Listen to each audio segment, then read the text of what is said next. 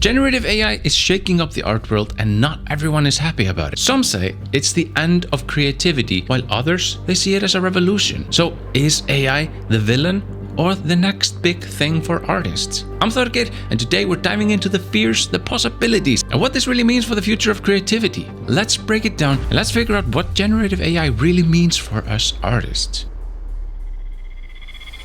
Let's start with the elephant in the room. Why do so many artists dislike generative AI? If you're an artist that feels like generative AI has stolen some of the soul of art, then you're not alone. Many artists see AI as a threat, believing it devalues their years of training and creative labor. It almost feels like something you spent a lifetime mastering can now be replicated in seconds just by typing a few words into a box. I get it. It's frustrating. It feels like a shortcut that cuts away the heart of what makes art meaningful. Beyond that, there's a fear of losing jobs. Generative tools can churn out iterations and illustrations, concept art, all at a speed that no human can match. And for artists who make their living from that kind of work, that feels like an existential threat. And there's a valid and ethical debate too about intellectual property, especially when AI is trained on existing works without the consent of the artists. There's also the concern that the art generated by the AI, it lacks the human touch, the emotions, the experiences, and the unique perspectives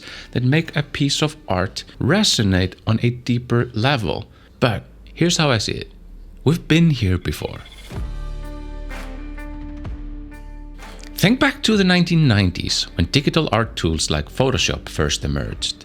Traditional artists at the time had very similar fears. They felt that digital art was a shortcut, that it undermined the hard-earned skills of painting, sculpting, and other traditional forms of artistic expression. They argued that it was a lesser kind of art because you could undo the mistakes.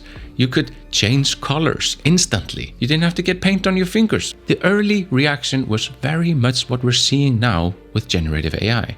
Skepticism, rejection, and even fear. But fast forward to today, and digital art is not just widely accepted, it is very much celebrated. It opened up new avenues for creativity and let artists explore styles and techniques that traditional media couldn't support. It became another way to express oneself, not a replacement of what came before. Let's address another point. The perception that AI-generated art is inherently lesser.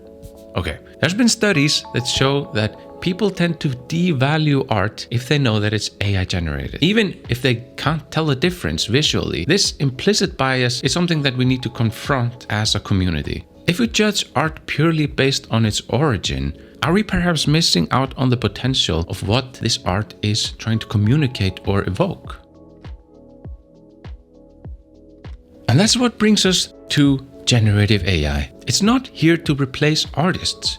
It's a tool. The creativity still comes from you, your vision, and your ability to see the potential where others don't. The drive to say something meaningful, that still is in you. Now, a bit of personal point here. I work with software engineers, and I can tell you that they're some of the most creative people that I have ever met. You don't always see it because the art that they generate is in the form of programming code. But here's the thing.